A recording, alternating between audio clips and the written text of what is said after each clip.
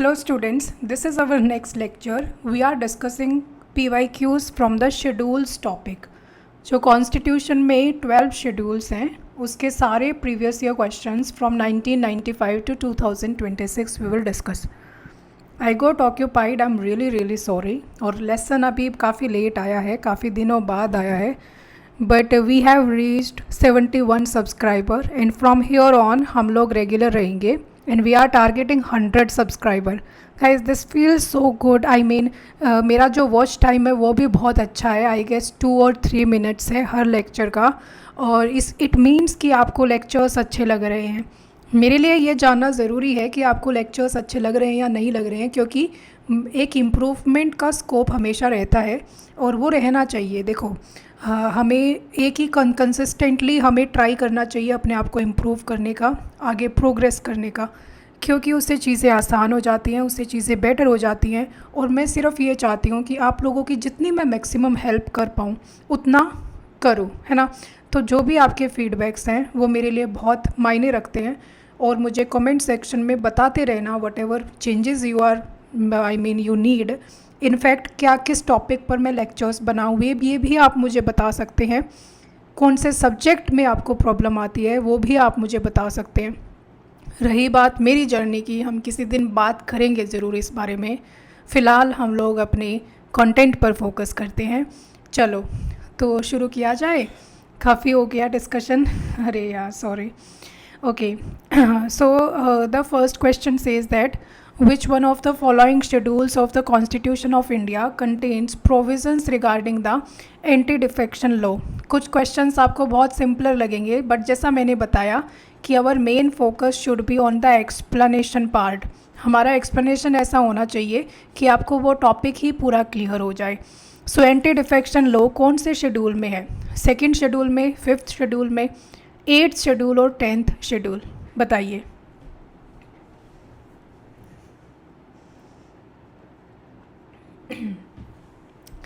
So students, the right answer here is 10th schedule. हमारा जो 10th schedule है ये ऐड किया गया था by the 52nd constitutional amendment act 1985, है ना.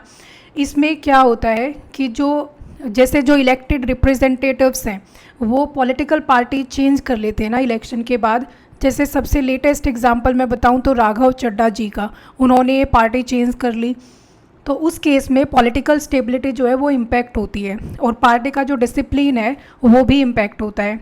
तो जो मेंबर है उसको डिसक्वालीफाई किया जा सकता है ऑन द बेसिस ऑफ कि अगर वो वॉलंटरली अपनी मेंबरशिप दे देता है, if he gives up the membership of their political party, या फिर जो पार्टी का विप होता है उसके अगेंस्ट वो वोट करता है विदाउट ऑथराइजेशन, उस केस में भी उस कैंडिडेट को डिसक्वालीफाई किया जा सकता है. सो एंटी डिफेक्शन लॉ उसी के रिगार्डिंग प्रोविजंस कंटेन करता है. Now the question of disqualification, this is very important.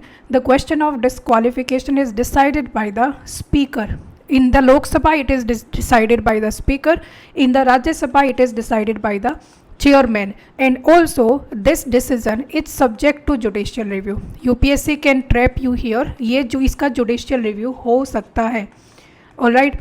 फिर इसके रिगार्डिंग एक 91st कॉन्स्टिट्यूशनल अमेंडमेंट एक्ट भी आया था 2003 का, जिसमें इस लॉ को और ज़्यादा स्ट्रेंथन कर दिया गया था. स्ट्रेंथन कैसे? कुछ सारे ऐसे प्रोविजंस इंक्लूड कर दिए गए थे, जैसे कि अगर मान लो कि पार्टीज स्प्लिट होती हैं, उस केस में पहले एग्जेम्पशन था बट अभी उस एग्जेम्पशन को एबॉलिश कर दिया गया है ना. तो अगर मान लो कि कोई 2 पार्टीज़ मर्ज होती हैं तो उसमें 2/3, ये याद रखना, कम से कम 2/3 जो लेजिस्लेचर पार्टी के मेंबर्स हैं उसके द्वारा वो मर्जर सपोर्ट किया जाना चाहिए. At least 2/3 of the members of the legislature party should support the merger. Only then the merger can be justified. So बाकी सारे स्टेटमेंट्स जो हैं वो इनकरेक्ट हैं. देखो, जो 2nd शेड्यूल है वो डील करता है सैलरीज एंड अलाउंसेस के साथ, जो कॉन्स्टिट्यूशनल फंक्शनरीज की सैलरीज एंड अलाउंसेस हैं. जो हमारा 5th शेड्यूल है वो डील करता है scheduled areas and scheduled tribes के साथ, है ना. जो हमारा 8th शेड्यूल है ये बहुत इंपॉर्टेंट है, जो कि हमारे लैंग्वेजेस के साथ डील करता है. जो रिकग्नाइज्ड लैंग्वेजेस हैं इंडिया में उससे साथ डील करता है. अंडरस्टूड, कोई कन्फ्यूज़न नहीं ना. Now let's see the explanation. Anti defection law को ऐड किया गया था 52nd कॉन्स्टिट्यूशनल अमेंडमेंट एक्ट के साथ. Students please to remember this amendment 1985 में. 10th schedule, it is contain in the 10th schedule of the constitution. Mainly इसका aim क्या है? To prevent political defections. ठीक है, अगर कोई लेजिस्लेटर है वो वॉलंटरली मेंबरशिप गिव अप कर देता है अपनी पॉलिटिकल पार्टी की, या फिर विप, जो पार्टी का विप है उसके अगेंस्ट वोट करता है या फिर वोटिंग करने से एब्सटेन करता है, तो उस केस में उसको डिस्क्वालीफाई किया जा सकता है. जो प्रिसाइडिंग ऑफिसर होता है means the speaker in case of Lok Sabha, the chairman in case of Rajya Sabha, decides the question related to disqualification.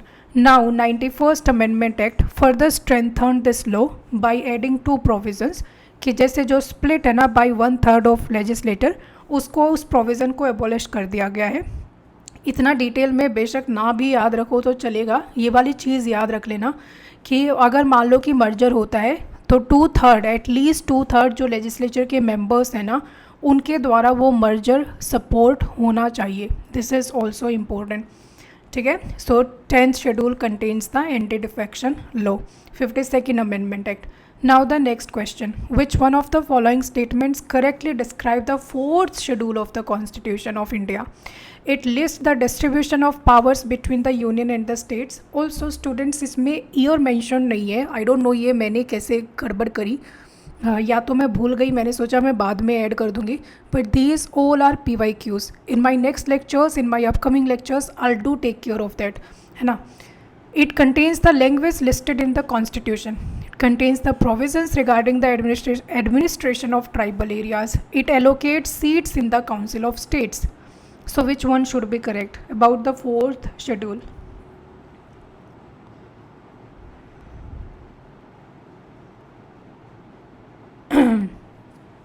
So the right answer here is option number D.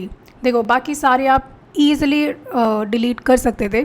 For instance जो first है ना जिसमें power distribution between union and states, ये हमारे list की बात करता है. Union list, state list, concurrent list, और लिस्ट हमारे 7th शेड्यूल में है. ये तो रट लो, है ना. इसके अलावा जो लैंग्वेजेस हैं पिछले क्वेश्चन में भी मैंने बताया ये हमारे 8th शेड्यूल का पार्ट है. ऑल्सो जो ट्राइबल एरियाज से रिलेटेड प्रोविजंस हैं वो हमारे 5th शेड्यूल में है या फिर 6th शेड्यूल में है. It allocates seats in the council of states. This is very much right option, है ना. ये I mean this is the correct answer. 4th schedule जो है कॉन्स्टिट्यूशन ऑफ इंडिया का वो राज्यसभा, काउंसिल ऑफ स्टेट्स कौन सा हाउस है? आवर राज्यसभा. राज्यसभा में एलोकेशन ऑफ सीट्स की बात करता है कि जो हमारे स्टेट्स हैं या फिर जो हमारे यूटीज़ हैं उसमें से उन स्टेट्स या यूटीज़ में से राज्यसभा में कितनी सीट्स एलोकेट की जाएंगी. ये हमारा 4th शेड्यूल है. अंडरस्टूड. अब बाकी सारे इनकरेक्ट है, ये मैं आपको बता चुकी हूँ. सो 4th schedule deals with the allocation of seats in the Rajya Sabha among the states and UTs. ये जो एलोकेशन होता है it is based on population of each state, है ना. नॉट स्ट्रिक्टली प्रोपोर्शनल, पूरी तरह से उसके प्रोपोर्शनल नहीं होता है, बट एक क्राइटेरिया होता है. पॉपुलेशन एक क्राइटेरिया होता है. ऑल्सो पार्लियामेंट जो है, पार्लियामेंट में alter the allocation but through constitutional amendment और reorganisation of states whenever necessary. जैसे जो आपका डीलिमिटेशन कमीशन आता है ना, डीलिमिटेशन एक्ट्स आते हैं, तो उसके थ्रू पार्लियामेंट जो है ये एलोकेशन ऑफ सीट्स को रीअरेंज कर सकता है या फिर चेंज कर सकता है, ऑल्टर कर सकता है. बाकी जो 7th शेड्यूल है उसमें हमारी डिस्ट्रीब्यूशन ऑफ पावर्स हैं between union list, state list and concurrent list. जो हमारा 8th शेड्यूल है उसमें लैंग्वेजेस लिस्टेड है and which currently recognises 22 languages. जो 5th शेड्यूल है that talks about the scheduled areas and scheduled tribes. जो हमारा 6th शेड्यूल है ये याद रखना, ये डील करता है AMTM के साथ, आसाम, मेघालय, त्रिपुरा, मिजोरम. ठीक है. 5th और 6th में बहुत माइन्यूट से डिफरेंसेस हैं, वो हम जब पढ़ेंगे तो डिस्कस कर लेंगे. जो 5th शेड्यूल है ना उसमें शेड्यूल्ड एरियाज़ और शेड्यूल्ड ट्राइब्स की बात की गई है, लेकिन जो 6th शेड्यूल है वो सिर्फ AMTM में जो ट्राइबल एरियाज़ है ना उनके एडमिनिस्ट्रेशन की बात करता है. जो 6th शेड्यूल है उसमें ADCs हैं, ऑटोनोमस डिस्ट्रिक्ट काउंसिल्स, ये 5th में नहीं है, रिमेंबर इट, है ना. ADCs, ऑटोनोमस डिस्ट्रिक्ट काउंसिल्स, ये 6th शेड्यूल में है. ऑल राइट, सो ये हमने पढ़ लिया। Fourth schedule talks about allocation of seats in the Rajya Sabha. Fifth schedule talks about scheduled areas and tribal scheduled tribes. Six schedule AMTM के बारे में है। सेवन्थ शेड्यूल हमारा लिस्ट है, union list, state list and concurrent list. जो हमारा eighth schedule है वो 22 ऑफिशियली रिकॉग्नाइज्ड लैंग्वेजेस की बात करता है। Understood? So the next question is, if a new state of the Indian Union is to be created, which one of the following schedules of the Constitution must be amended? First, second, third, fifth. अगर मान लो कि Indian union का मतलब हमें अगर कोई नया state create करना है तो उस केस में कौन से शेड्यूल को अमेंड करने की ज़रूरत पड़ेगी? So you basically have to tell कि in which schedule states and union territories are mentioned in the constitution. So the right answer here is first schedule. एक second. Right answer here is first schedule. See जो हमारा article 1 है ना, article 1 of the Indian constitution describes India as a union of states. India that is Bharat shall be union of states. So जो हमारा first schedule है उसमें एक तो नेम्स है, नेम्स किसके? Names of states and UTs. दूसरा उनका जो टेरिटोरियल एक्सटेंट है कि ये वाला स्टेट ये इसकी टेरिटरी है, ये इस यूटी की टेरिटरी है. So territorial extent. So whenever a new state is created, जब भी नया स्टेट क्रिएट करना है या फिर उसके एरिया में चेंज करना है या फिर बाउंड्री में चेंज करना है, तो उस केस में हमें फर्स्ट शेड्यूल को अमेंड करना पड़ेगा. Because first schedule contains the names of the states and UTs and also their territorial extent. Now article 2 जो है हमारा, आर्टिकल 2 एंड आर्टिकल 3, ये तो हमारी हो गई आर्टिकल 1. आर्टिकल 1 जो कॉन्स्टिट्यूशन का है वो कहता है कि India is a union of states और फर्स्ट शेड्यूल में स्टेट्स के नेम्स एंड यूटीज़ दिए गए हैं. जो हमारा आर्टिकल 2 एंड आर्टिकल 3 है वो पार्लियामेंट को एम्पावर करता है, इंक्लूडिंग 4 भी है. आर्टिकल 2, 3, 4 ये आर्टिकल्स पार्लियामेंट को एम्पावर करते हैं कि पार्लियामेंट या तो कोई नया स्टेट एस्टेब्लिश कर सकती है या फिर कोई नए स्टेट को इंक्लूड कर सकती है इंडिया में, या फिर किसी भी स्टेट की बाउंड्री को, किसी भी स्टेट के एरिया को ऑल्टर कर सकती है. जो एग्जिस्टिंग स्टेट्स हैं उनके नेम्स भी ऑल्टर कर सकती है. अब ये सारा कुछ चेंजेस करने के लिए पार्लियामेंट को सिर्फ और सिर्फ सिंपल मेजॉरिटी चाहिए, सिंपल मेजॉरिटी आर्टिकल 4 के अंडर. एंड आर्टिकल 4 ये कहता है कि ये जो आर्टिकल 2 और 3 में जो चेंजेस रहेंगे ना वो कॉन्स्टिट्यूशनल अमेंडमेंट नहीं माने जाएंगे. Those are not to be considered as the constitutional amendments under article 368. Article 368. So ये वेरी इंपॉर्टेंट पॉइंट. आर्टिकल 2 और 3 के according parliament by simple majority can add new states, can alter the existing states, their boundaries, their names, and Article 4 says that the changes that are made in Article 2 and 3 are not constitutional amendment under Article 368. Understood? 1, 2, 3, 4. So these are the 4 articles related to states and UTs and their names and their boundaries. Understood?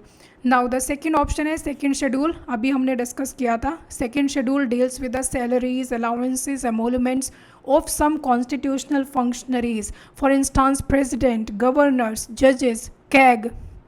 The third schedule contains the oaths and affirmations. Third schedule अभी तक आया नहीं था. सो इसमें हमारे पास oaths and affirmations हैं of union and state constitutional functionaries. जो fifth schedule है कई बार बता चुकी हूँ मैं, it deals with the scheduled tribes and scheduled areas. जो हमारा सिक्स शेड्यूल है वो डील करता है AMTM के साथ, Assam, Meghalaya, Tripura, Mizoram, autonomous district councils, ADCs. ये सिक्स शेड्यूल में एस्टेब्लिश करी जाती हैं. अंडरस्टूड? चलो. So Article 1 of the Constitution declares India as a union of states. First schedule contains names of the states and UTs, their territorial extent. So whenever a new state is created, तो उस case में first schedule must be amended.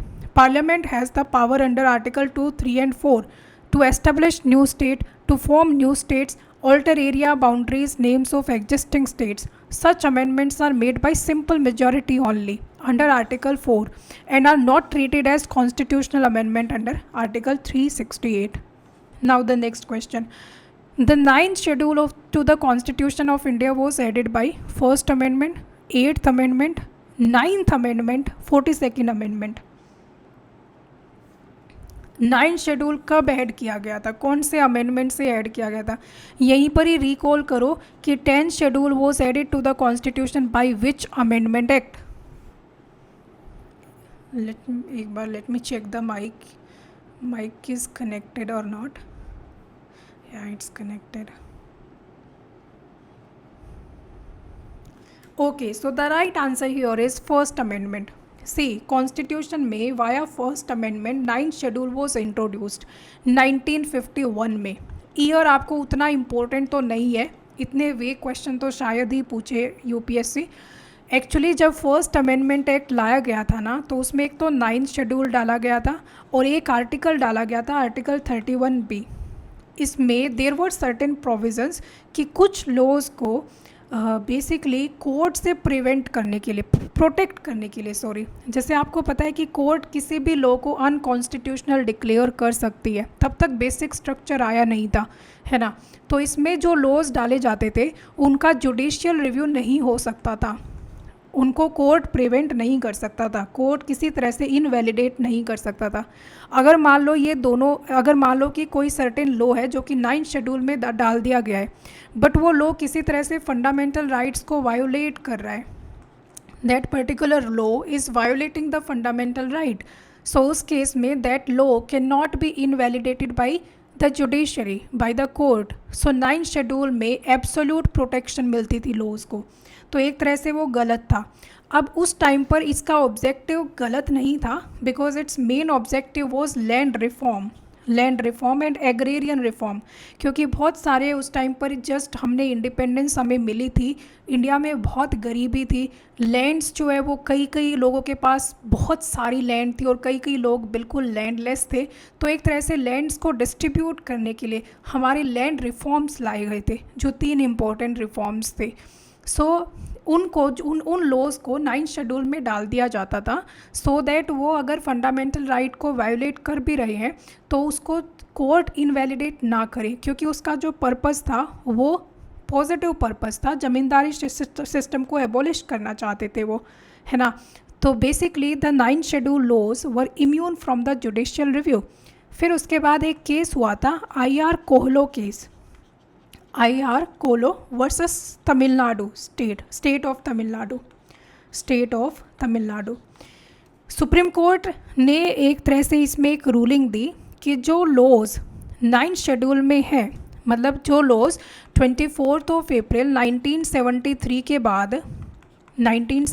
के बाद अगर 9th schedule में कोई भी law डाला जाता है तो उसको जुडिशियल रिव्यू में काउंट किया जाएगा। That law can be invalidated, that is subject to judicial review, open to judicial review, provided कि बेसिक स्ट्रक्चर इम्पैक्ट कर रहा हो। अगर मान लो कि ये लॉ बेसिक स्ट्रक्चर को इम्पैक्ट कर रहा है तो उसका जुडिशियल रिव्यू हो सकता है। अब आपको पता होगा इससे रिलेटेड कौन सा केस है, केशवानंदा भारती केस, जिसमें basic structure of the constitution निकल कर आया था। सो इसीलिए ये डेट चूज़ करी गई थी कि 24 अप्रैल 1973 के बाद 9th शेड्यूल के जो लॉज होंगे वो पूरी तरह से इम्यून नहीं है जुडिशियल रिव्यू के, है ना, पूरी तरह से उनको इम्यूनिटी नहीं है, उनको भी चैलेंज किया जा सकता है on the basis of basic structure violation. Understood, कोई कन्फ्यूज़न नहीं है, याद रह जाएगा। First amendment 9th schedule article 31B, ठीक है, in order to protect certain laws from judiciary this schedule was added to the constitution. But बाद में after the introduction of basic structure via Kesavananda Bharati case in 1973, इसमें कुछ laws को judicial review किया जा सकता है बेस्ड ऑन कि अगर वो बेसिक स्ट्रक्चर को वायोलेट कर रहे हो, ठीक है, आप पढ़ सकते हो यहाँ पर। So first amendment act added article 31A, 31B and 9th schedule. 31B क्या कहता है कि जो लॉज हैं 9th शेड्यूल में वो प्रोटेक्टेड रहेंगे। IR कोलो केस हुआ था 2007 में, जिसमें बोला गया कि 9th schedule laws inserted after this date are subject to judicial review if they violate the basic structure. Next question, which one of the following subjects is under the union list in the 7th schedule of the constitution? इनमें से कौन सा union list में है? Agriculture, fisheries, public health, Regulation of labor and safety in mines and oil fields.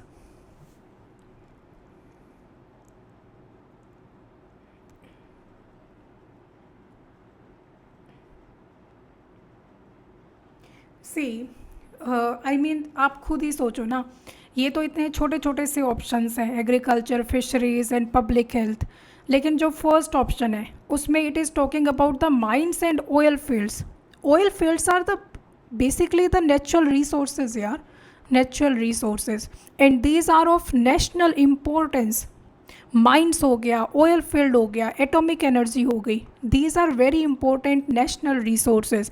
So union कभी नहीं चाहेगा कि ये स्टेट कंट्रोल करे. सो जो फर्स्ट है ये यूनियन लिस्ट में है. बाकी जो रिमेनिंग ऑप्शंस है ना, एग्रीकल्चर है, फिशरीज है, public health, these all are part of state list. ये स्टेट लिस्ट का पार्ट है. Understood. So first option is the correct answer. So जो हमारा 7th schedule of the constitution है, it distributes legislative powers between the union and the states through union list, state list and concurrent list. Regulation of labor and safety in mines and oil field is a subject in the union list. Parliament has exclusive power to legislate on matters relating to mines, mineral development, इसके अलावा oil fields and labor safety in these sectors. This ensures uniform standards across the country. Next question. इसके अलावा if you want to, I mean there are certain important subject जो कि union list में है, जैसे कि डिफेंस है, defence is in union list, foreign affairs is in union list, railway is in union list, banking is in union list. So आपको ये देखना है कि क्या ऐसा कोई आई मीन ये मेजर रिसोर्स है इंडिया का, तो वो यूनियन कभी भी स्टेट को नहीं देगा. स्टेट के पास यही सारी चीज़ें, जैसे पुलिस स्टेट के अंडर है, पुलिस स्टेट का पार्ट है, स्टेट लिस्ट में है. पब्लिक हेल्थ जो है ये भी स्टेट का पार्ट है. इसके अलावा एग्रीकल्चर हो गया, इसके अलावा फिशरीज़ हो गया, जो हमारी लोकल गवर्नमेंट्स हैं ये भी स्टेट लिस्ट का पार्ट है.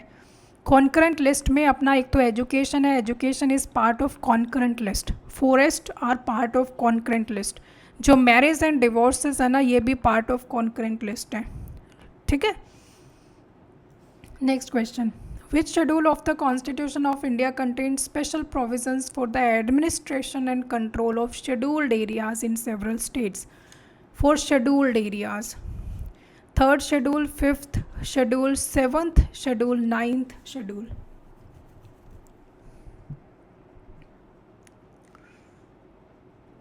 So special provisions for the administration and control of scheduled areas in several states.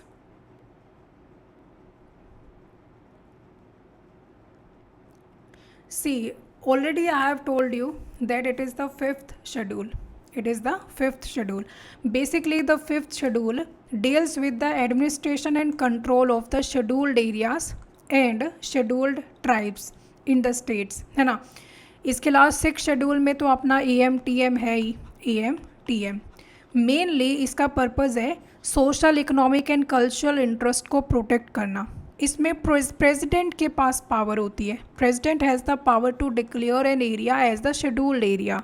ये क्वेश्चन भी पूछा जा चुका है ना. हर स्टेट के लिए एक ट्राइबल एडवाइजरी काउंसिल होती है, TAC होती है, tribal advisory council. 5th schedule में. 6th शेड्यूल में हमने पढ़ा था ऑटोनोमस डिस्ट्रिक्ट काउंसिल्स होती हैं. इंपॉर्टेंट है ये. यहाँ पर ट्राइबल एडवाइजरी काउंसिल होती है जिसका काम होता है एडवाइज़ करना वेलफेयर और एडवांसमेंट ऑफ शेड्यूल्ड ट्राइब्स के लिए. गवर्नर के पास कुछ सारी स्पेशल पावर्स होती हैं, जैसे कि वहाँ पर उन एरियाज़ की पीस एंड गुड गवर्नेंस के लिए रेगुलेशंस बनाना. मान लो कोई ट्राइबल लैंड को ट्रांसफ़र कर रहा है तो उसको रिस्ट्रिक्ट करना. ठीक है. 6th शेड्यूल सेपरेटली AMTM के साथ डील करता है और 6th शेड्यूल डील करता है ADCs के थ्रू. 5th शेड्यूल डील करता है TACs के थ्रू. शेड्यूल्ड एरियाज़ को कौन एस्टेब्लिश कर सकता है, कौन डिटरमिन करता है, प्रेसिडेंट डिटरमिन करता है. कोई कन्फ्यूज़न नहीं ना. So this is the difference between the 5th and the 6th schedule. ठीक है. There are TACs in 5th schedule. Every state having scheduled areas must have a TAC. Governor has the special powers. ठीक है. Regulations बनाना या फिर restrict करना transfer of tribal land को, और to regulate money lending to scheduled tribes. Next question. Under which one of the following constitutional amendment acts were 4 languages added to the list of languages under 8th schedule, thereby raising their number to 22. मतलब कौन से amendment act के through 4 languages को add किया गया था और उसके बाद जो नंबर है वो 22 हो गया था? फर्स्ट ऑप्शन है 90th amendment act, second option है 91st amendment act, third option is 92nd and fourth option is 93rd amendment act.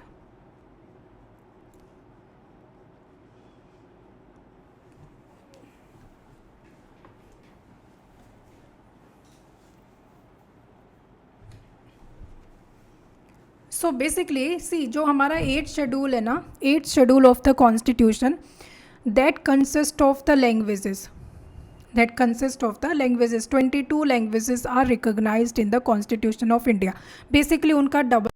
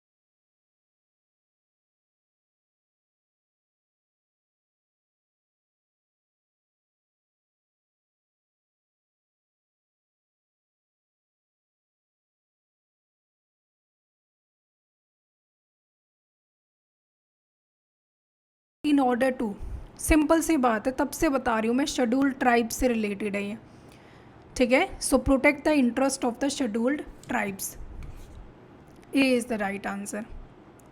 Next, under which schedule the constitution of India can the transfer of tribal land to private parties for mining be declared null and void? कि ऐसा कौन सा schedule है जिसमें मान लो कि जो tribal land है उसको ट्रांसफ़र किया जाता है to private parties for mining, but उसको नल एंड वॉइड डिक्लेयर कर दिया जाए? Under which schedule? Third schedule, fifth schedule, ninth schedule, twelfth schedule?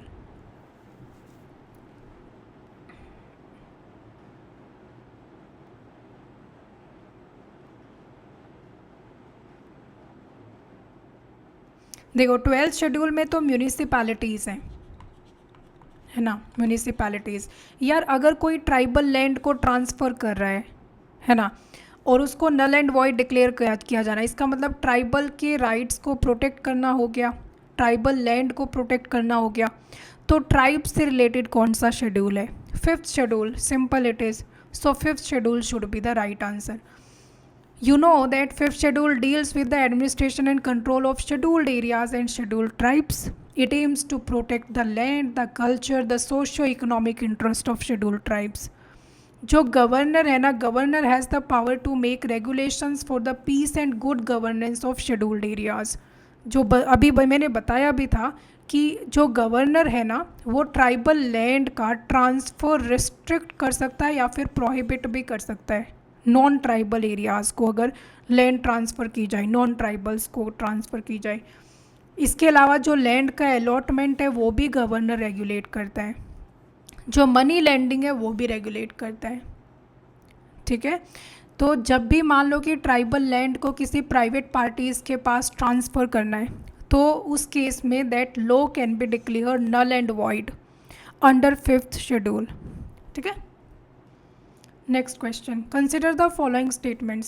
If any question arises as to whether a member of the House of the People has become subject to disqualification under the 10th schedule, the President's decision in accordance with the opinion of the Council of Union Ministers shall be final. There is no mention of the word political party in the Constitution of India. One only, two only, both one and two, neither one nor two. So first statement कहता है कि अगर मान लो कि 10th schedule, अभी पढ़ा था ना हमने 10th शेड्यूल में क्या है, anti defection law, 52nd amendment act 1985। सो अगर मान लो कि कोई मेंबर है जो कि डिसक्वालीफाई होना है, तो उस केस में प्रेसिडेंट का डिसीजन फाइनल होगा। क्या ये स्टेटमेंट सही है? दूसरा ऑप्शन है कि जो पॉलिटिकल पार्टी है वो कॉन्स्टिट्यूशन में कहीं पर भी मेंशन नहीं है।